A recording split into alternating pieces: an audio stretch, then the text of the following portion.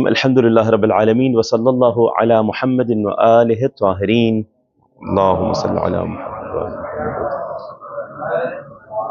رب اشرح لی صدری ویسر لی امری واحلل عقدۃ من لسانی یفقہوا قولی استغفر اللہ واسألہ التوبہ۔ نتائج اور اثرات جنگ بدر کے بعد جنہیں قیدی بنایا گیا، ان قیدیوں کے ساتھ کیا حسن سلوک رکھا گیا، جن میں کافی لوگ مسلمان ہو گئے، کچھ کو آزاد کر دیا گیا فدیہ لے کر، اور کچھ جو ہٹ دھرم تھے انہیں قتل کر دیا گیا۔ اس کے بعد اس جنگ کے کیا نتائج نکلے، یہاں تک ہماری گفتگو پہنچی تھی۔ کتاب تاریخ اسلام، مؤلف علامہ سید نقی نقن رحمۃ اللہ علیہ، گفتگو یہاں تک پہنچی ہے۔ دوسری ہجری کے واقعات ہو رہے ہیں، یعنی جب ہجرت سرکار صلی اللہ علیہ وآلہ کی ہو گئی اور مدینہ میں تشریف لائے، تقریباً 19 مہینے گزرے تھے علی اختلاف القول، تو جنگ بدر واقع ہوئی۔ اب یعنی دوسری ہجری چل رہی ہے، اس میں سب سے پہلا جو بڑا واقعہ ہوا وہ جنگ بدر ہوئی۔ اس سے پہلے چھوٹے چھوٹے واقعات ہم بیان کر ہو چکے تھے۔ اس میں بعض اوقات کائنات کے نبی نے کچھ کو سردار بنا کے بھیجا، علم بردار بنا کے بھیجا، اور جو مکہ سے آ کر لوٹا کرتے تھے ان لوگوں کو تأدیب کے طور پہ سکھانے کے لیے کہ یعنی ہم یہاں بیٹھے ہوئے آمادہ ہیں، بھیجا۔ کچھ چھوٹی موٹی جھڑپیں ہوئیں، وہ چلے گئے۔ اب نتائج کے طور پہ کیا ہوا معاملہ، یہ ہم تقریباً خلاصے میں پہلے ذکر کر چکے ہیں۔ علامہ صاحب کا ایک جملہ یہ ہے کہ حقیقت میں جتنی جنگیں بعد میں ہوئی ہیں، جنگ بدر کے بعد جتنی جنگیں ہوئی ہیں کربلا تک، سب کی کڑیاں، کربلا کی بھی کڑیاں جنگ بدر سے ملتی ہیں۔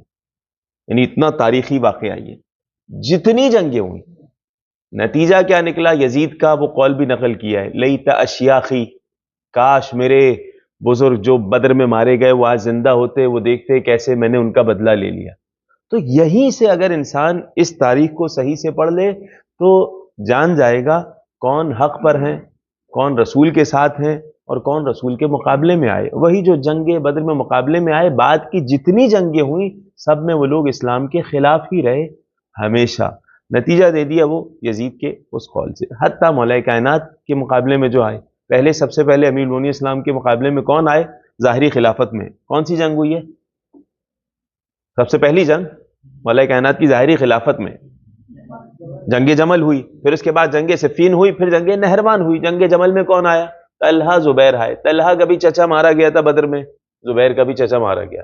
یہ علامہ نے کہا ہم ہمت کر کے اگر بیان کریں تو زبیر کے چچا عمیر ابن عثمان یہ جنگ بدر میں مارے گئے، اور کس نے مارا تھا؟ امیر المومنین اسلام نے واصل جہنم کیا تھا۔ اور اسی طرح طلحہ کے چچا وہ بھی یہیں پہ مارے گئے، بلکہ زبیر کے چچا کا نام تھا نوفل ابن خویلد، طلحہ کے چچا کا نام تھا عمیر ابن عثمان۔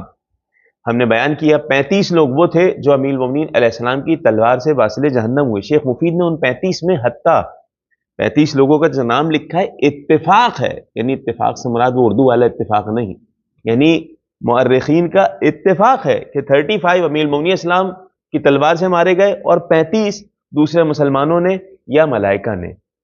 ان 35 میں بھی کچھ میں اختلاف ہے کہ یہ بھی علی نے مارے ہیں کہ نہیں مارے، اس میں عتبہ ابن ربیعہ اور کافی ایسے لوگ، یعنی 35 تو علی علیہ السلام نے، یعنی آدھے کفار کو تو علی علیہ السلام نے ہی واصل جہنم کیا۔ تو یہ کہہ رہے ہیں نتیجہ اس کا ایک ہم دیکھ سکتے ہیں ظاہری نگاہ سے، جسے آپ کہہ سکتے ہیں کہ فطری طور سے یہ نکلنا تھا کہ علی علیہ السلام سے اور ان کی اولاد سے دشمنی ہوتی، یرحمکم اللہ۔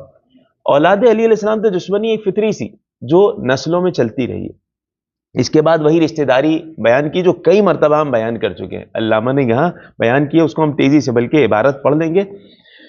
اور اس میں فرما رہے ہیں مارے جانے والے جو لوگ تھے ان میں قبائل کے تمام بڑے بڑے سردار مارے گئے۔ انہوں نے ایک جملہ نقل کیا ہے، ایک پیراگراف نقل کیا ہے باقاعدہ، عبد الباری صاحب ایم اے ان کی کتاب، کہہ رہے ہیں ان کی زبانی سنیے کہ مارے جانے والوں میں ان کے قبائل کے بڑے بڑے سردار اور اسلام کی مخالفت پر ابھارنے والے ناموران تقریباً سب ختم ہو چکے تھے۔ ان کی موت نے قریش کی کمر توڑ دی تھی اور تحریک اسلامی کی جڑ مضبوط کر دی تھی۔ قرب و جوار کے علاقوں پر مسلمانوں کی دھاگ جم گئی تھی، اور مدینہ میں منافقین اور یہود بھی کچھ ان کو بھی ڈھیلا کر دیا تھا، یعنی یہودیوں نے بھی کہا کہ نہیں یہ تو اتنے بڑے لشکر سے جا کے لڑ گئے۔ تو ہمارا کیا ہوگا؟ اگرچہ اس کے بعد سب سے پہلے یہودیوں سے ہی غزوہ ہوئی ہے جس کا تذکرہ آج ہی آ جائے گا۔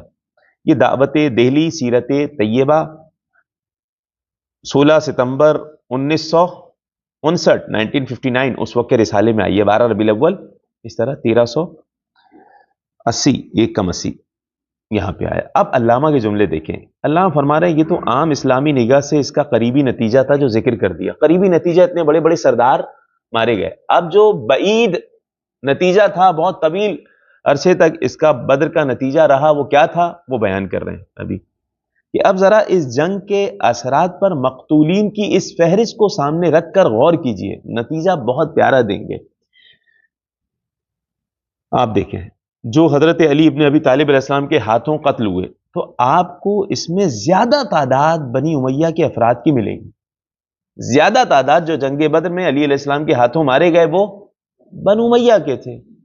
کہہ رہے ہیں اب اگر علی علیہ السلام کو خلافت نہ ملتی کوئی حرج نہیں ہے، اس کے باوجود اگر کوئی مخلص ہوتا نا تو کم سے کم بنو امیہ کے ہاتھوں میں خلافت نہیں جانے دیتا، کہ ہمیشہ سے یہ اسلام کے دشمن رہے ہیں، تو ان کے ہاتھوں میں خلافت کا جانے دینا، اس کا مطلب جو جانے دے رہے ہیں ان کے بھی اسلام میں کوئی خلوص اخلاص نہیں ہے کہ ہم اسلام کے لیے لڑ رہے ہیں۔ بڑے ڈھکے چھپے الفاظ میں بہت بڑی بات کہہ دی علامہ نے۔ خصوصیت کے ساتھ وہ افراد جن سے آل ابو سفیان کا گہرا تعلق تھا علی علیہ السلام کی تلوار سے واصل جہنم ہوئے، بیان کر چکے، جلدی جلدی سن لیجئے گا۔ عتبہ ابن ربیعہ، کون؟ ابو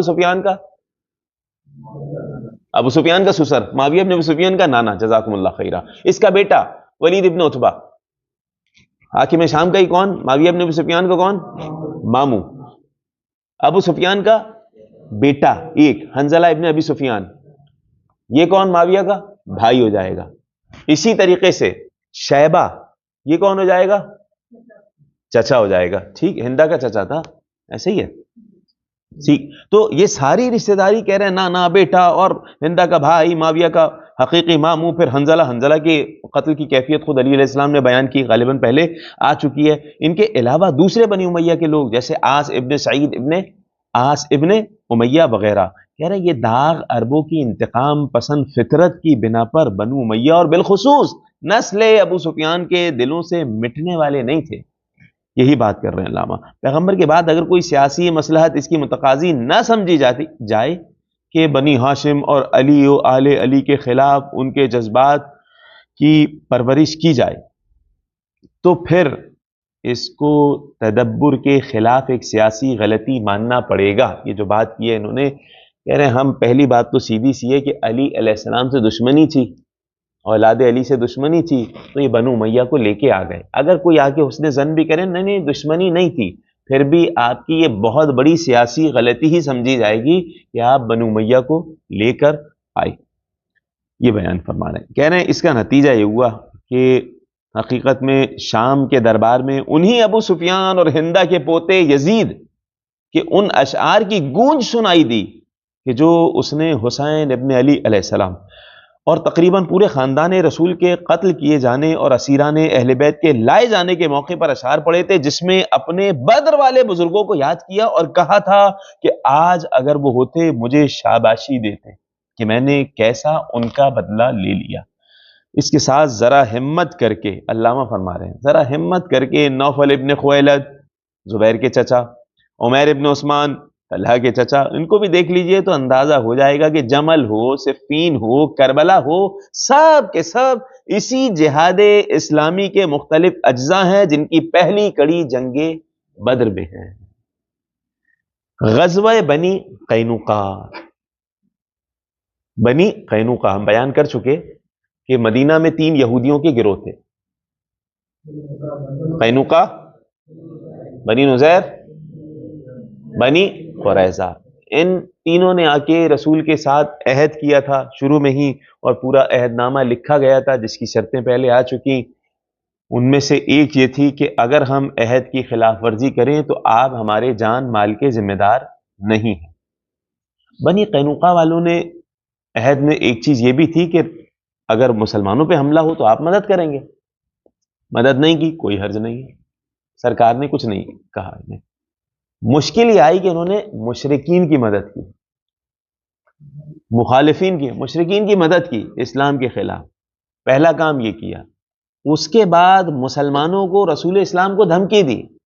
कब दी, कब की बात है, और पूरा तवील वाकया हुआ, इशारा कर दे रहे हैं। बाकायदा एक मुसलमान खातून बैठी हुई थी और यहूदियों के बाजार एक था, वहां पे काम किया करती थी, एक दुकान पे वो बैठी थी। आके एक यहूदी ने आके एक जमीन में कील ठोकी, उसका कपड़ा वहीं पे ऐसे जमीन में ठोक दिया कि उसको नहीं पता चले। वो उठी तो पीछे से कमीज फट गई। जैसे ही फटी तो यहूदियों ने मजाक उड़ाना शुरू कर दिया, ये मुसलमान है। ऐसे में एक मुसलमान उठा और बाकायदा उसका उस यहूदी से तकरार हुई। इतना मामला हुआ कि सब यहूदी मिलके उसे मारने लगे, उसने उसको मार दिया, ये भी मुसलमान मारा गया। बात इतनी फैल गई। ये कब की बात हो रही है? ये जंगे बद्र की बात। उसके बावजूद सरकार कोई लश्कर लेके नहीं गए। ये देखो, तुम लोग अपनी किताबों में देखो, तुम निशानियां पढ़ चुके हो कि मैं अल्लाह का रसूल हूं, इन हरकतों से बाज आ जाओ। तुमने अहद तोड़ा है, और अहद तोड़ने के बावजूद तुमने उन मुशरिकीन की मदद भी की और यहां मुसलमान को भी मार डाला, और ये हरकतें कर रहे हो, इससे बाज आ जाओ। सरकार ने बड़े अच्छे अंदाज से गुफ्तगू की। जब गए हैं तो इन्होंने क्या जवाब दिया? कहने लगे, जिनसे तुम्हारा सामना हुआ था ना बद्र में, वो जंग वगैरह इतनी नहीं जानते थे, हम जंग जानते हैं। वहां पे तुम जंग लड़के आ रहे हो, समझ रहे हो हमें भी शिकस्त दे दोगे, यानी ऊपर से धमकी दे रहे हैं। तो आयत नाजिल हो गई, व इम्मा तखाफन्न मिन कौमिन खियानतन फनबिद अलैहिम अला सवाइन इन्नल्लाह ला युहिब्बुल खाइनीन। अगर किसी कौम से खयानत का खौफ हो जाए तो बस उसका जवाब दें, इन्होंने खयानत की है, अल्लाह ताला खयानतकारों को नहीं पसंद करता। तो कायनात के नबी फिर लश्कर लेके गए। इन्होंने बाकायदा कत्ल की साजिश की, लश्कर लेके गए और ये अपने किले में चले गए। इनका तरीक़ेकार था, वो बंकर्स पहले से बनाए हुए होते थे, इन्होंने उसमें जाके घुस जाते थे, किले में चले गए। अब कोई निकलता, इसके भी तफसील दूसरी जगह जिक्र हुई, यहाँ इतनी तफसील जिक्र नहीं हुई है। मुंतहल अमाल में जिक्र हुई है और मुख्तलिफ कुतुब में, तारीख में जिक्र हुई है। ये किले में चले गए, कभी आते और आके फितना करके वापस चले जाते। तो मौला कायनात ने बाकायदा इनमें से एक शख्स को पकड़ा और लेके आए और कहा, रसूल करीम की खिदमत में आए, आप अगर इजाज़त दें जल्द से जल्द मेरे साथ 2 बंदों को भेजें कि एक बंदे को मैं पकड़ के ले आया हूँ, यहाँ पे बल्कि कत्ल कर दिया था, जो आपको कत्ल करने आ रहा था, उसके पीछे मेरे साथ चलें। तो उसके पीछे गए, उसको भी पकड़ के ले आए। आखिरकार 15 दिन गुजर गए, किले का मुहासरा किए रहे और इनकी बड़ी धमकियां बड़ी आ रही थी, लेकिन आखिरकार ये सरेंडर करने पे राजी हो गए। और क्या नतीजा निकलना था असल में हमने बयान किया कि इनके अहद नामे के मुताबिक कायनात के नबी अगर इन तमाम के तमाम मर्दों को कत्ल भी कर देते ना तो कोई गलत नहीं होता, क्योंकि इन्होंने खुद लिखा था। लेकिन कायनात के नबी ने एक को भी कत्ल नहीं किया, बल्कि इन लोगों को कहा, जाओ बस मदीना छोड़ के चले जाओ।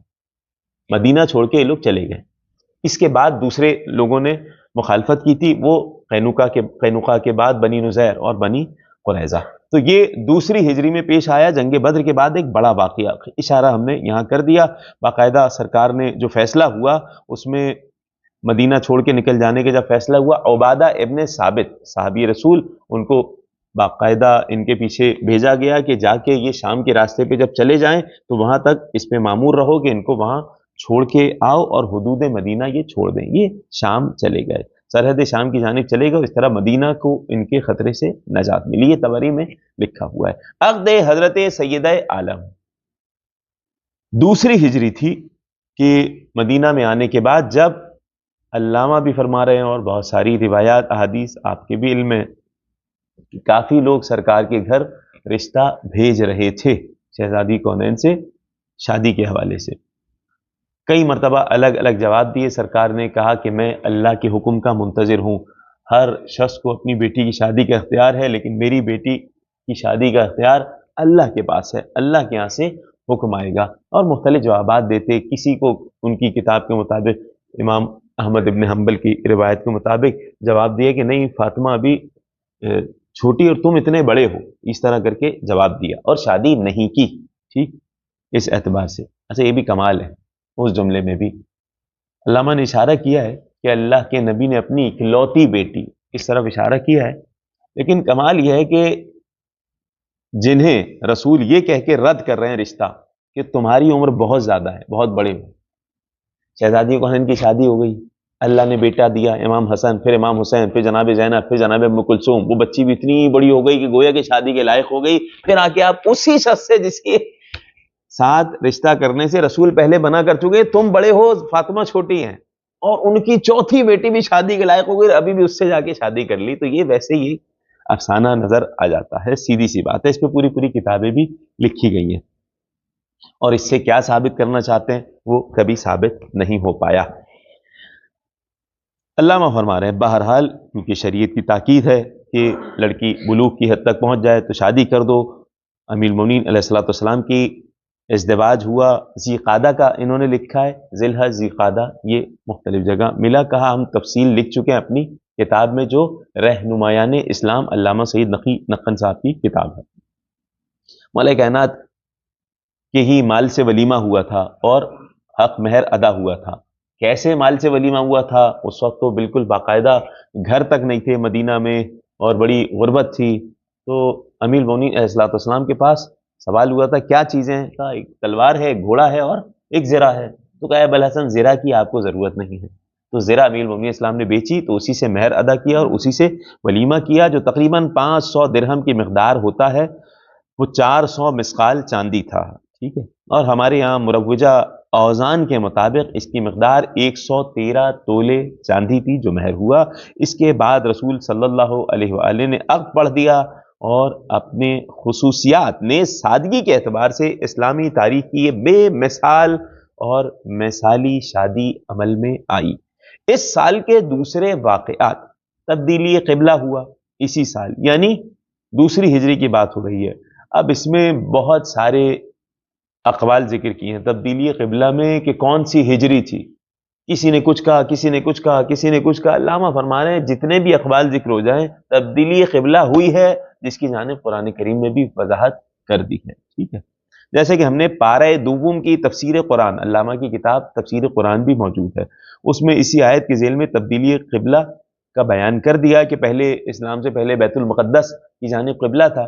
اچھا، مکہ میں جب سرکار نماز پڑھا کرتے تھے تو بھی بیت المقدس کی طرف رخ کر کے پڑھتے تھے، لیکن ایسا رخ اختیار کرتے کہ سامنے کعبہ بھی ہوتا اور بیت المقدس بھی ہوتا، اس طرح ہوتا. لیکن مدینہ آ کے پھر یہ ممکن نہیں تھا، تو یہ طریقہ کار تھا. اچھا، کربلا معلیٰ کے حوالے سے بھی ایک عجیب روایت ملی کہ اس طرح نماز پڑھنا افضل ہے کہ قبلہ ہو جس طرف اور سامنے زری ہو، اس طرح کر کے احادیث میں ملا کچھ. اب یہاں پلٹ کے آئیے کہ تبدیلی قبلہ کے حوالے سے فرما رہے ہیں کہ مدینہ میں آنے کے بعد بعض اوقات یہودی مذاق اڑاتے تھے، جبکہ یہودیوں کی کتاب میں لکھا تھا جو آخری نبی آئے گا اس کی علامت یہ ہوگی کہ 2 قبلوں کی جانب رخ کر کے نماز پڑھے گا. یہ علامت تھی، رسول کی علامات میں سے ہے، لیکن وہ مذاق اڑایا کرتے تھے ہمارے قبلے کی طرف رخ کر کے نماز پڑھ رہے ہیں یہ. ٹھیک، تو آخرکار قبلے کی تبدیلی کا حکم آیا. اب علامہ فرما رہے ہیں کہ کتنی مدت تھی، کتنے عرصے تک نماز پڑھتے رہے بیت المقدس کی طرف، اس میں اختلاف پایا جاتا ہے. شیخ الطائفہ شیخ توسی نے اپنی کتاب تہذیب میں امام جعفر صادق علیہ الصلوۃ والسلام کی زبانی یہ روایت نقل کی ہے کہ جنگ بدر سے واپسی پر حضرت نے بیت المقدس کی طرف رخ کر کے نماز پڑھی. اور اچھا، ایسا ہی رسالہ فضل ابن شاذان میں روایت لکھی ہے، ابن عباس کی روایت موجود ہے کہ آپ نے مدینہ آنے کے بعد 17 مہینے تک بیت المقدس کی طرف رخ کر کے نماز پڑھی. 17 مہینے کے بعد جنگ بدر ہوئی ہے، 17، 18، 19 جو ہم بیان کر چکے. آپ نے مدینہ میں آنے کے بعد 17 مہینے تک بیت المقدس کی طرف رخ کر کے نماز پڑھی. اچھا، برا ابن عازب کی روایت ہے 16 مہینے، 17 مہینے. قرب الاسناد میں امام باقر علیہ السلام کی روایت ہے 19 مہینے. تو یہ الگ الگ اقوال ہیں. سیوطی نے در منصور میں لکھا اسی 19 مہینے والے کی مخالفت کی ہے. علامہ فرما رہے جتنا زیادہ اقوال مختلف ہو جائیں اس سے حقیقی واقع پہ کوئی اثر نہیں پڑتا. قرآن مجید کی آیات سے پتہ چلتا ہے پیغمبر خدا صلی اللہ علیہ وآلہ کا عمل باوجود یہ کہ بیت المقدس ہی کی طرف رخ کر کے نماز پڑھنے کا تھا پہلے، مگر آپ کا دل یہ چاہتا تھا کہ کعبہ قبلہ ہوتا. قد نرى تقلب وجهك في السماء فلنولينك قبلة ترضاها، آیت ہے نا. اس لیے جیسا کہ اصول کافی کی معتبر حدیث بتاتی ہے کہ مکہ معظمہ میں آپ کا عمل یہ تھا کہ آپ، اچھا یہ میں بیان کر چکا وہی بات کہ کعبے کے سامنے اس طرح نماز پڑھتے تھے کہ رخ بیت المقدس کی طرف ہو، لیکن مدینہ میں آ کر دونوں کا اجتماع ممکن نہ رہا. مگر آپ نے اپنی دلی خواہش کے مطابق عمل نہیں فرمایا اور حکم الہی کے انتظار میں بیت المقدس ہی کی طرف رخ کر کے نماز پڑھتے رہے. اہل سنت کی صحاح ستہ اور شیعوں کی کتب اربع میں ان سب سے یہ واقعہ معلوم ہوتا ہے کہ مسجد قباء میں لوگ نماز صبح پڑھ رہے تھے. اچھا نماز صبح پڑھ رہے تھے؟ علامہ فرما رہے نہیں، یہ کیا ہوا تھا ابھی بیان کریں گے۔ یہ سن کر نماز کی حالت میں ہی شام سے مکہ کی طرف منہ پھیر لیا گیا۔ اچھا مسجد قباء ہے، دوسرا مسجد قبلتین بھی وہاں موجود ہے، انشاءاللہ آپ لوگ جائیں گے۔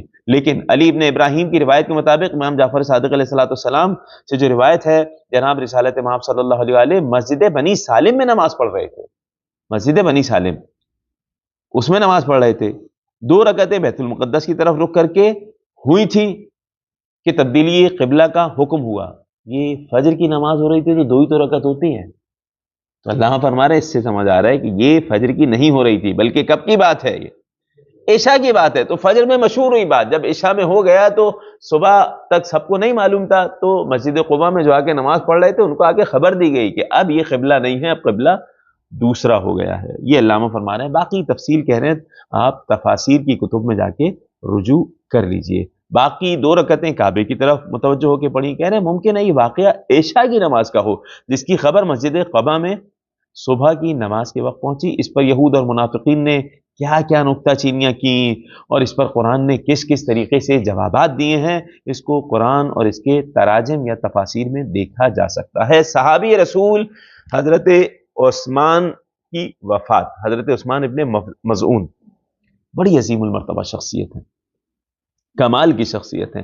انہی کے نام پہ امیر المومنین علیہ السلام نے اپنے فرزند مولا ابوالفضل العباس علیہ السلام کے بھائی کا نام رکھا تھا عثمان۔ اسی لیے زیارت ناہیہ میں بھی جب آیا ہے سلام السلام علی عثمان ابن امیر المؤمنین، فوراً آیا سمیع عثمان ابن مظعون، تاکہ کسی کو کوئی شبہ نہ ہو جائے۔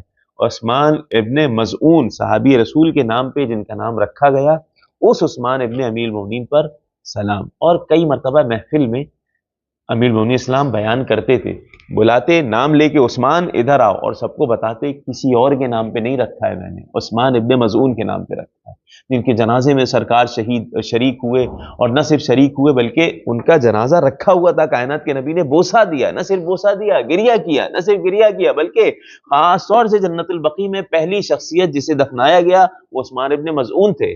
دفنا دیا گیا، یاد کرنے کے لیے تختی لگائی گئی ان کے نام کی کہ ان کی یاد باقی رہے، ان کی قبر پہ آتے جاتے رہیں۔ بات تمام ہو گئی تھی؟ نہیں، عرصے بعد اللہ نے جب بیٹا دیا ابراہیم، اس دنیا سے رخصت ہوئے ابراہیم، تو کہا عثمان ابن مظعون کے جوار میں دفن کیا جائے۔ تو علامہ فرما رہے ہیں اسی سے اتنا زیادہ نکات مل جاتے ہیں، اسی روایت سے، کہ جتنے آج سلفی ہیں ہمارے مقابلے میں نجدی، تو ان کے مقابلے میں یہ روایات ساری ان کے جواب کے لیے کافی ہیں۔ سابقین الی الاسلام تھے، یہ پہلے ذکر ہو چکا ہے شاید، ہاں ہجرت کے موقع پہ جب پہلی ہجرت ہوئی تھی، کہاں کی جانب ہوئی تھی؟ حبشہ کی جانب۔ تو حبشہ کی جانب ہجرت کرتے ہوئے جناب عثمان ابن مظعون گئے تھے حبشہ، اور آپ مدینہ آ چکے تھے، جنگ بدر میں شریک ہوئے۔ جنگ بدر سے واپس آنے کے بعد سابقین الی الاسلام حضرت عثمان ابن مظعون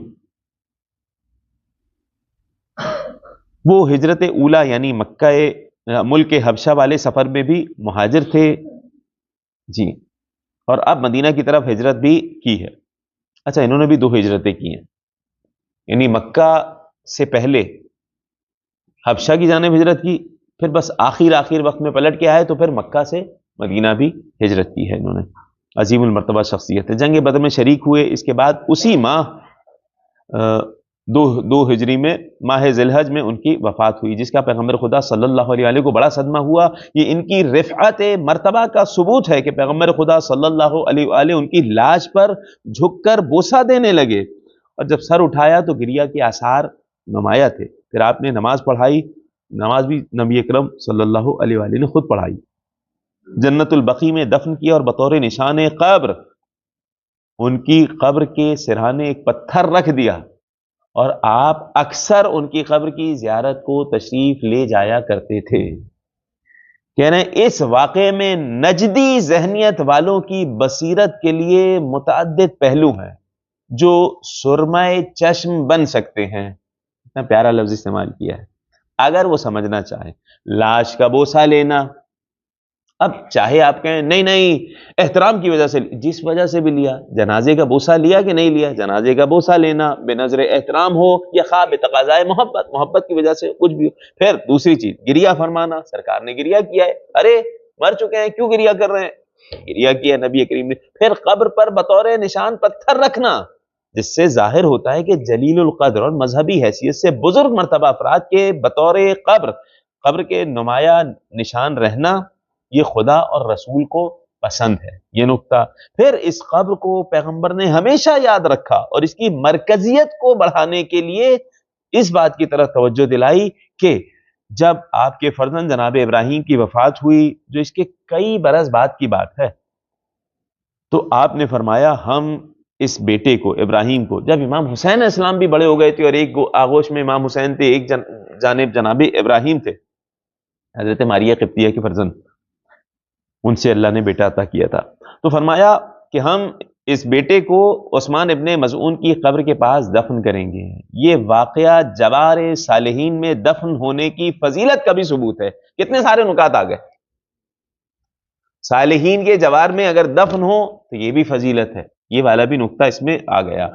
جنازے کا بوسہ دینا، جنازے پر مرنے والے پر گریہ کرنا، مرنے والے کی قبر کا نشان باقی رکھنا، خاص طور سے اگر کوئی جلیل القدر ہے۔ غزوہ سویق، یہ بھی بڑا انٹرسٹنگ واقعہ ہوا، غزوہ ہوا سویق، اسے کہا جاتا ہے عربی میں ستو کو کہا جاتا ہے۔ یہ کیسی غزوہ ہے بھائی، ستو نام رکھ دیا گیا؟ کہہ رہے ہیں اسی سال کا واقعہ ہے، ابھی جنگ بدر ہوئی ہے، اسی سال کا آخری واقعہ یہ ہوا جو روز یکشنبہ 23 ذی الحج کو واقع ہوا۔ یکشنبہ اتوار کو ہوا، ٹھیک ہے، آج اتوار ہے نا، ٹھیک ہے، یہی تو پوچھ رہے ہیں، ٹھیک ہے۔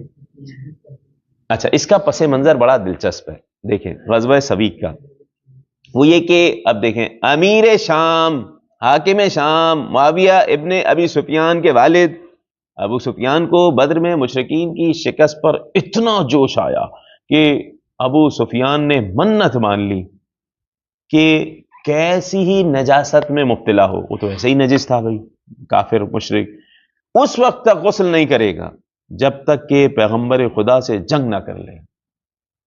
اس کیا روایت میں کیا ملا؟ لا یغتسل عن جنابت، یہ بھی ہے، ٹھیک ہے، یعنی جب تک جو ہے وہ غسل نہیں کرے گا، یعنی آپ اس سے بہت سارے کنائے نکال سکتے ہیں، غسل نہیں، اب کب تک رہتا بھائی، کتنا عرصہ ہو گیا تھا، دیکھیں ایسے گندا سندا پھر رہا ہوگا، مگر ظاہر ہے کہ بدر کے انجام کو دیکھنے کے بعد رسول خدا سے مقابلے میں جلدی تیاری تو نہیں ہو سکتی تھی، اتنے سارے لوگ مارے گئے ہیں، عبرتناک شکست ہوئی ہے، دوسری طرف مجبور ہے کہ منت بھی پوری کرنا ہے، تو شگون کے طور پر ہی صحیح جنگ کا نام ضرور ہو جائے۔ ماہ رمضان کے بعد ذی الحج تک تقریباً 3 مہینے اسی حالت میں بسر ہوئے۔ مکے والے کیسے رہتے تھے، غسل بھی نہیں کیا ہوگا 3 مہینے تک، ہیں؟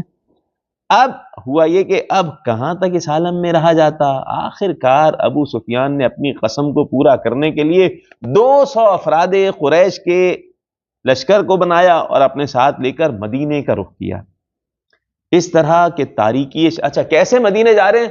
یہ بھی ڈر کے جا رہے ہیں، رات کو سفر کر رہے ہیں، دن میں چھپ جاتے ہیں پہاڑوں میں، غاروں میں، کیونکہ اگر کوئی دن میں جاتے ہوئے دیکھ لے تو فوراً مدینے جا کے خبر دے دے گا کہ یہ لشکر لے کے آ رہے ہیں۔ اس طرح کرتے کرتے نزدیک پہنچ گئے۔ اچھا، نزدیک پہنچ کے باہر روکا ان لوگوں کو کہ تم یہاں رکو۔ اب ابو سفیان چھپتے چھپاتے آیا مدینہ میں، اور مدینہ میں کس کے پاس گیا؟ یہودیوں کے پاس، اس خیال سے کہ یہودیوں کے ایک قبیلے کو تو نکال دیا گیا ہے اور اب دوسرے والے بھی لگتا ہے مسلمانوں کے خلاف ہوں گے۔ حیی ابن اخطب اس دوسرے قبیلے کا سردار تھا، بنی نذیر کا، اس کی بات ہو رہی ہے، تو اس کے پاس آیا یہ حیی ابن اخطب نام لکھا ہے، یہ بنی نذیر کا سردار تھا۔ اس کا دروازہ کھٹکھٹایا رات کو، تو جب پتہ چلا کہ ابو سفیان آیا ہے تو مسلمانوں کا خوف اتنا طاری تھا، اس نے دروازہ ہی نہیں کھولا۔ اب یہ کہ ایک ان کے دوسرے سردار اور محافظ سلام ابن مشکم اس کے یہاں پہنچا۔ اب اس نے بہرحال مہمان نوازی کی، یہودی تھا، مہمان نوازی کی ابو سفیان کی، لیکن اس کی بات کا کوئی جواب نہیں دیا، نہیں نہیں یہ نہیں ہو سکتا، ہم تمہاری مدد نہیں کر سکتے، مسلمانوں پہ حملہ کرنے میں ان کا لشکر بڑا خطرناک ہے، اور یہ ہے وہ ہے۔ آخر کار جواب نہیں دیا۔ اب یہ ابو سفیان کیا کرتا؟ اب واپس پلٹتے ہوئے کچھ لوگوں کو بھیجا باہر کی جانب کہ تم فلاں جگہ کھڑے رہو مدینے کے، تو اصل مقصد اب تو پورا ہی نہیں ہو رہا، قسم کیسے پوری ہوگی؟ 200 لوگوں کو لے کے آ گیا ہے، ناکام و نامراد پلٹ رہا تھا، واپس شب کے آخری حصے میں اپنے ساتھیوں کے پاس واپس گیا، مگر خفت مٹانے کے لیے، اپنے خیال میں اپنی نظر پوری کرنے کے لیے اس نے کچھ آدمیوں کو مدینہ کے ایک بیرونی حصے کی طرف بھیج دیا۔ ادھر کے کچھ درخت جلا دیے، درخت جلا دیے۔ اچھا وہاں یہ ہوا کہ اتفاق سے ایک انصاری تھا، وہ کام کر رہا تھا، اور ایک انصاری مل گیا، درخت کچھ جلائے اور ان دونوں کو قتل کر دیا، بے گناہ مار دیا، قتل کر دیا، اور کہا بس وہ جنگ ہو گئی، میری نظر پوری ہو گئی۔ اور یہ جیسے ہی یہ خبر مدینہ میں پہنچی تو کائنات کے نبی نے باقاعدہ لشکر تیار کیا، اور لشکر تیار کیا یعنی کیا مطلب لشکر تیار کیا؟ مدینہ پہ حملہ کرنے آ رہے تھے تاکہ دوبارہ پلٹ کے نہ آئیں۔ دوبارہ جیسے ہی لشکر تیار ہوا اور قرقرۃ القدر ایک جگہ ہے وہاں کے قریب پہنچے نبی کریم، تو اس وقت اب یہ ان کو پتہ چلا کہ لشکر آ رہا ہے، تو یہ بھاگ رہے ہیں۔ تو یہ آئے کیا لے کے تھے؟ یہ ستو کی بوریاں لے کے آئے تھے اپنے ساتھ۔ اب مسلمانوں کو راستے میں بار بار دیکھ رہے ہیں کہ ارے ایک بوری گری ہوئی مل رہی ہے ستو کی، دوسری بوری مل رہی ہے، تو یہ ستو کی بوریاں لے کے آئے تھے کہ ستو کھائیں گے اور قسم پوری کریں گے اور جنگ کر لیں گے۔ جب انہیں بھاگنا پڑا تو تیزی سے وزن ان کا بڑھ گیا، تو ستو کی بوریاں پھینک کے گئے، تو غزوہ سویق کہلائی ہے، ستو والی جنگ ہو گئی ہے، ٹھیک ہے، عربی میں ستو سویق کو کہتے ہیں۔ پھر اسی کے بعد اسی ہجری میں، اگلی ہجری میں قرقرۃ القدر ہوئی، یعنی قرقرۃ القدر والے میں معاملے میں کچھ نے ان دونوں کو ایک ہی جنگ قرار دیا ہے، ایک ہی جنگ کہیں یا غزوہ کہیں، ایک ہی قرار دیا ہے، لیکن علامہ بعض علماء نے، شیخ محسن عاملی نے جو ذکر کیا، علامہ نے بھی انہی کا قول ذکر کیا ہے، یہ دوسری جنگ تھی، یعنی وہاں پہنچ گئے تھے، دوبارہ امیر المومنین اسلام کو لشکر لے کے بھیجا گیا۔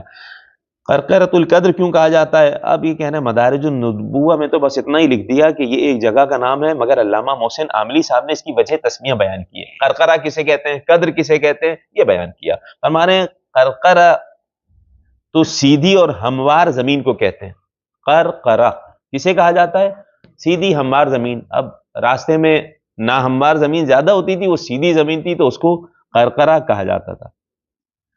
اسی طرح ایک زمین تھی جہاں بنی سلیم کا قیام تھا، یہ وہ زمین تھی، تو اسی کو جنگ کو غزوہ بنی سلیم بھی کہا جاتا ہے۔ اور قدر کیوں کہتے ہیں؟ قدر اس پرندے کو کہتے ہیں جو مٹیالے رنگ کا ہوتا تھا، مٹی کے رنگ کا ہوتا تھا، جو وہاں آتا رہتا تھا، پرندے آتے تھے، اس طرح کے پرندے خاص ہوتے تھے، تو قرقرہ اس جگہ کا نام، قدر اس پرندے کو جو مٹی کے رنگ کا ہوتا ہے، اس لیے اس جگہ کا نام قرقرۃ القدر کہا گیا۔ 19 محرم تھی، 3 ہجری تھی، یعنی ہجرت کے 23ویں مہینے شروع ہوئی۔ اس کی کیفیت شیخ عبدالحق نے بس اتنا لکھ دی کہ فارسی باجم از مہاجرین و انصار متوجہ ایشان شد و لوای ترتیب داد کے او را بے علی مرتضی سپرد۔ یہی ہو گیا، صحیح پڑھا ہے پتہ نہیں کہ نہیں، مدار جنوبہ مہاجرین و انصار کی ایک جماعت کے ساتھ حضرت ان کی جانب روانہ ہوئے اور ایک علم آراستہ کیا جو علی مرتضی علیہ السلام کے سپرد کیا۔ اب علی علیہ السلام کے سپرد علم کیا جا رہا ہے تو اور تیز بھاگیں گے وہ لوگ جو لڑنے کے ارادے سے بھی آئے تھے۔ یہاں پہ بس اتنا ہی ذکر کیا، مختلف چیزیں یہاں آخرکار سرکار نے گویا کہ وہ جو 2 قتل ہو گئے تھے انصار کے لوگ اور چند درختوں کو، مکانوں کو آگ لگا دی گئی تھی، اس بنا پہ خاص طور سے اس چیز کی تاکید کے لیے گئے کہ کہیں ایسا تو نہیں اس علاقے کے اور قبیلے کے لوگ ملے ہوئے ہیں ابو سفیان کے ساتھ، تو ان کو بھی باقاعدہ خوف ہو گیا کہ نہیں اگر ہم بھی ملے ہوئے ہوں تو ہمارے لیے بھی نقصان دہ ہے۔ غزوہ ذی امر یہ بھی اسی میں ہوئی، اسی ہجری میں ہوئی، یعنی تیسری ہجری کے واقعات میں ہم آ گئے۔ ذی امر قبیلہ غطفان کے ایک چشمے کا نام تھا، اور اسی کے لیے ابن سعد نے طبقات میں غزوہ غطفان لکھا ہے۔ یہ پہاڑ نجد کی طرف تھا اور اس جگہ اس قبیلے کا نخلستان تھا۔ مختلف جگہ مختلف اس کی تشریحات کچھ ذکر ہوئی ہیں، انشاءاللہ منتہی الاعمال میں آپ پہنچیں گے تو کچھ حد تک یہ چیزیں پڑھ لیں گے تو معاملہ کیا ہوا تھا، لیکن علامہ نے یہاں ذکر کیا کہ واقعہ یہ تھا کہ غزوہ سویق سے واپس آنے کے بعد حضرت کو خبر ملی کہ قبیلہ غطفان نے تیاری کی ہے کہ وہ مدینہ پر حملہ کریں۔ آپ ان غزوات سے اندازہ لگائیے کہ کائنات کے نبی کو مدینہ میں ٹھہرنے ہی نہیں دیا جا رہا ہے، بار بار حملہ کرنے آتے ہیں، پھر اس کے لیے کسی لشکر کو بھیجتے ہیں، اس کے باوجود اتنی بہترین اسٹریٹجی کہ جتنے مہاجرین ہیں ان سب کے گھر ہو گئے، اور مدینہ میں نادار اور غریب غربا کا بھی کام چل رہا ہے، علم و تدریس کا بھی کام چل رہا ہے، ان تمام چیزوں کے باوجود تقریباً یہی والا طریقہ کار انہوں نے مشرکین نے، مخالفین نے رکھا امیر المومنین کے ساتھ۔ مولا کائنات کے جو 4.5 سال تقریباً 5 سال لگا لے زیادہ سے زیادہ، مسلسل جنگیں ہوتی رہیں، مسلسل جنگیں ہوتی رہیں، لیکن جیسی حکومت تھی علی علیہ السلام کی کوفہ میں قائم تھی، ویسی حکومت آج تک قائم نہیں ہو سکی کہ کوئی غریب نہیں تھا، کوئی نادار نہیں تھا، ہر ایک کے پاس اپنا گھر ہو گیا تھا، بیت المال کی روزانہ تقسیم ہوتی تھی، اور کیا طریقہ کار تھا مولا کائنات کی حکومت کا، کائنات کے نبی صلی اللہ علیہ وآلہ کے ساتھ بھی یہی تھا۔ کب نہیں ہوا ایسا کہ جنگ نہیں کی گئی ان سے، ہمیشہ مسلسل حالت جنگ میں رہے ہیں۔ کتنی دفعہ ایسا ہوا تھا لشکر لے کے بھیجا، لشکر تیار کرنا آسان بات ہے، لشکر لے کے بھیجا جاتا اور پھر وہ ڈر کے مارے چلے جاتے، حملہ نہیں ہوتا۔ یہ کوئی مسلمانوں کو شوق نہیں ہے جنگ کرنے کا کہ وہ جنگ کرنے جا رہے ہیں، یہ دفاع کے لیے جا رہے ہیں۔ پھر ان خواتین کا کتنا بڑا جہاد تھا کہ ابھی ابھی بدر سے آئے، اب دوبارہ لشکر جا رہا ہے، ابھی فلاں جگہ سے آئے، اب دوبارہ لشکر جا رہا ہے۔ تو خواتین کو وہ کام کرنا ہوتے تھے، اور باقاعدہ مردوں کے کام خواتین کر رہی تھی، پانی بھر کے لانا اور یہ تمام کی تمام چیزیں۔ یہ جب تاریخ پڑھے گا تو کچھ چھوٹی موٹی جو احادیث ہمارے سامنے آتی ہیں تو وہ صحیح طریقے سے سمجھ آتی ہے انسان کو کہ کیا صورت حال تھی مدینہ کی۔ ایسے میں یہی ہوا کہ لشکر تقریباً 1 مہینہ، پورا سفر کا 1 مہینہ نجد کی سرزمین پہ رہا۔ اب جب مخالف آئے ہیں اتنا بڑا لشکر لے کر، تو اگر یہ 1 دن جا کے واپس آ جائیں گے تو واپس مدینے پہ آ کے حملہ کر دیں گے۔ 1 مہینہ گزر گیا اسی مقام پہ، تو پھر وہ خوف کے مارے واپس گئے ہیں۔ اسی سلسلے میں حضرت کے اعتماد علی اللہ اور اچھا یہیں پر ایک واقعہ ہوا باقاعدہ، یہ بھی ایک واقعہ مسلمانوں کی کامیابی کا سبب بنا۔ اسی جگہ پہ 1 مہینہ وہاں قیام فرمایا، بارش ہو گئی، شدید بارش ہو گئی، کائنات کے نبی کے کپڑے تر ہو گئے۔ ان کا سردار جو تھا دعسور نامی سردار، یہ مسلمانوں کے خلاف تھا، کائنات کے نبی کو قتل کرنا چاہتا تھا، لشکر لے کے آیا تھا، ڈر کے مارے لوگ بھاگ گئے۔ ایسے میں بارش ہو گئی، کائنات کے نبی کے کپڑے تر ہو گئے۔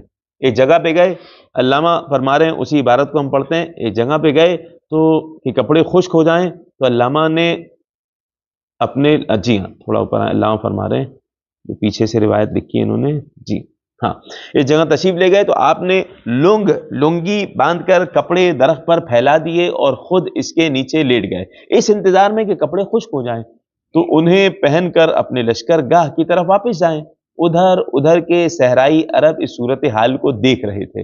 انہوں نے دعسور کا نام جو ہم نے بیان کیا، ان کا سردار تھا، اسے جا کے بیان کیا کہ محمد یہاں پہ موجود ہیں، اچھا موقع ہے، جا کے قتل کر دو۔ تو اسی وقت یہ سردار وہاں پہنچ گیا اور کائنات کے نبی اکیلے تھے، سر پہ پہنچ گیا، تلوار نکال کے کھڑا ہو گیا اور کہنے لگا محمد اب کون بچائے گا تمہیں مجھ سے۔ تو علامہ کے جملے دیکھیں جو انہوں نے تاریخ سے جملے لکھے کہ کائنات کے نبی نے بغیر جنبش کیے، بغیر حرکت کے ایک جملہ بولا، یعنی ڈرے بھی نہیں اور کچھ بھی نہیں، ہلے بھی نہیں، کہا میرا اللہ بچائے گا۔ اس جملے میں اتنی طاقت تھی کہ اس کے ہاتھ کانپنے لگے، اس کی تلوار چھوٹ گئی۔ دوسری جگہ لکھا، منتہی الاعمال میں لکھا کہ جناب جبرائیل نازل ہوئے اور ایسا اسے دھکا دیا کہ وہ گرا اور تلوار اس کی چھوٹ گئی۔ اب رسول نے تلوار اٹھا لی، کہا اب تمہیں کون بچائے گا مجھ سے؟ تو وہ کہنے لگا کوئی نہیں ہے، کوئی نہیں بچا سکتا، یعنی تمہارا خدا اتنا طاقتور ہے کہ تمہیں بچا لیا۔ تو کائنات کے نبی نے کہا تلوار بھی تمہیں دیتا ہوں، جاؤ واپس پلٹو اور اپنے علاقے والوں کو دین کی طرف دعوت دو۔ کہنے لگا آئندہ کے بعد کبھی آپ کے خلاف نہیں ہوں گا۔ تو سرکار نے کہا نہیں، جاؤ پلٹ کے جاؤ، اپنے علاقے والوں کو دین کی دعوت۔ اب سردار آ رہا ہے، سردار نے آگے کہا کہ نہیں، محمد جیسا کوئی نہیں ہے، وہ اللہ کا نبی ہے۔ تو کافی لوگ دائرہ اسلام میں داخل ہوئے، یہ اسلام کی ایک فتح تھی، یعنی ایک طرف ان سے غزوہ نہیں ہوئی، جس وجہ سے آئے تھے وہ نہیں ہوئی، لیکن اتنے سارے لوگ دائرہ اسلام میں داخل ہوئے۔ یہ اسلام تلوار سے پھیلا ہے؟ نہیں، اخلاق رسول سے پھیلا ہے۔ یہ بعد والوں نے جو بے جرم بے گناہ لوگوں کو اپنی سیاست کی وجہ سے مارا، انہوں نے یہ مشہور کروایا کہ ہاں اسلام تلوار سے پھیلا ہے۔ تلوار دے دی اور اسے باقاعدہ واپس کر دیا، اور سرکار بھی اپنی قوم کی طرف واپس آ گئے۔ غزوہ بحران، یہ لفظ با سے لے کر اقبا کے زیر اور پیش بحران بھی پڑھا گیا ہے اور بحران بھی پڑھا گیا ہے، بحران بھی پڑھا گیا ہے۔ علامہ فرما رہے ہیں جیسے بھی ہو، بحران ہو، بحران ہو، بحران ہو، ہر صورت میں بنی سلیم یہاں رہتے تھے، اس لیے ابن سعد نے طبقات میں لکھا غزوہ بنی سلیم، یہ دونوں ایک ہی نام سے بھی آ گئے۔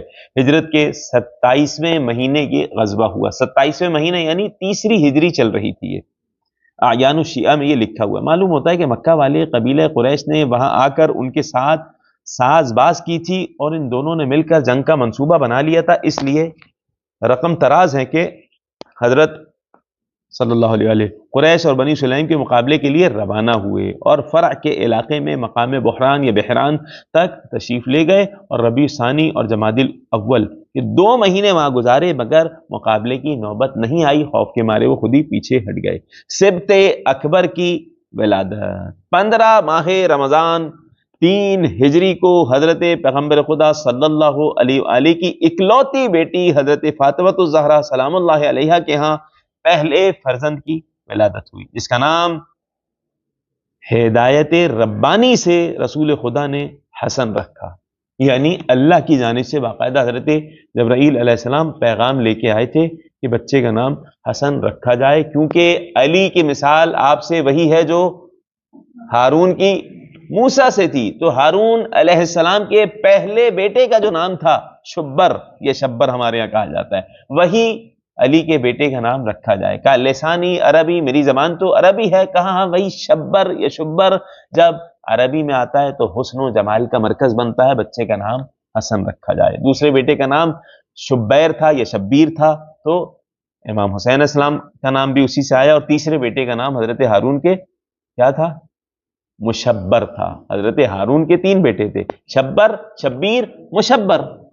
امیر المومنین کے بھی 3 بیٹے تھے جو معصوم ہوئے، ٹھیک، شبر، شبیر، مشبر۔ جناب محسن کو مشبر کہا جاتا ہے، ٹھیک ہے، شبر، شبیر، مشبر، امام حسین اور جناب محسن۔ علامہ فرما رہے ہیں کہ امام حسن علیہ السلام کی ولادت جو ہے یہ خاص طور سے معجزہ تھا، سرکار کی حقانیت ظاہر ہوئی امام حسن کی ولادت پہ۔ کیسے؟ واقعہ یہ ہے کہ کفار و مشرکین پیغمبر خدا صلی اللہ علیہ وآلہ کے لیے بطور طعن و تشنیع کہا کرتے تھے کہ نعوذ باللہ یہ ابتر ہیں، ان کی نسل چلنے والی نہیں ہے۔ کہنے والے وہ مشرکین تھے جن میں سے ہر ایک اولاد کی نعمت سے بہریاب تھا، مگر ان کے جواب میں قرآن کا سورہ کوثر اترا، جس میں یہ اعلان کیا گیا کہ خالق نے رسول کو کثرت نسل کی دولت عطا کی ہے، اور جو ان کے دشمن ہیں انہی کی نسل دنیا میں باقی نہ رہے گی۔ یہ اعلان موجودہ صورتحال کے بالکل برعکس تھا۔ دیکھیں اس وقت کائنات کے نبی کی کوئی اولاد نہیں تھی، اور یہاں یہ تانا دے رہے تھے، یہ جناب سیدہ کونین تھی، بس تانا پھر بھی تانا جاری تھا ان کا۔ ایسے میں سورہ کوثر نازل ہو رہی ہے، سورہ کوثر نازل ہو رہی ہے، یہ ابھی تو بالکل ہی الگ ہے، کسی کو اس بات میں شک نہیں ہے کہ محمد کی یہ تو اولاد ہی نہیں ہے، یہ ہے تو اب ایک بیٹی ہے۔ تو جو مشرکین کہہ رہے ہیں وہ بات ٹھیک ہے، لیکن قرآن کریم کی آیت معجزے کی خبر دے رہی ہے اور بیان کر رہی ہے کہ نہیں، ہم نے تمہیں کوثر یعنی نسل کثیر عطا کی ہے۔ علامہ فرما رہے ہیں اس معجزے کا باقاعدہ لوگوں پہ اظہار اس وقت ہوا جب امام حسن کی ولادت ہوئی، ٹھیک، امام حسن علیہ السلام کی ولادت ہوئی۔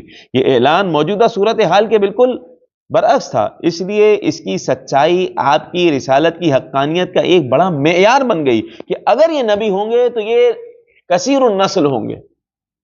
اب آج دنیا آنکھوں سے دیکھتی ہے کہ وہ جن کی آل اولاد بہت تھی کس طرح دنیا میں بے نام و نشان ہو گئے، اور پیغمبر خدا کی اولاد سے بفضل ربانی دنیا کا کوئی گوشہ تقریباً خالی نہیں ہے۔ یہ ہے سورہ کوثر کی واقعاتی تفسیر جو جیتی جاگتی شکل میں سادات کے وجود کے ساتھ موجود ہے، اور اس تفسیر کے سلسلے کی پہلی کڑی یا اس کتاب مبین کی پہلی سطر تھی جو صفحے وجود پر حضرت امام حسن علیہ السلام کے ظہور میں سامنے آئی۔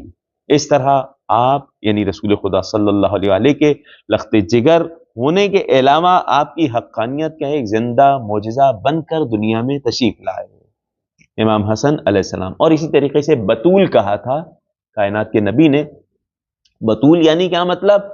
جس طرح جناب مریم کے حوالے سے لم ترا حمرتن قطو، ہمیشہ پاک و طاہرہ رہی، ماہ رمضان میں ولادت ہوئی ہے۔ وَلَقَدْ وَضَعَتْ الْحَسَنَ بِالْعَصْرِ طَهُرَتْ وَصَلَّتْ الْمَغْرِبِ، عصر میں ولادت ہوئی ہے، پاک و پاکیزہ تھی، مغرب کی نماز پڑھی ہے، اگلے دن بھی روزہ رکھا ہے، اس دن بھی روزے سے تھی، تو یہ بطول ہونے کی حقانیت بھی امام حسن علیہ السلام کی ولادت سے ظاہر ہوئی. جنگ احد انشاءاللہ آنے والے درس میں بیان ہو جائے گا. سبحان ربک رب العزت عما یصفون وسلام علی المرسلین والحمد للہ رب العالمین.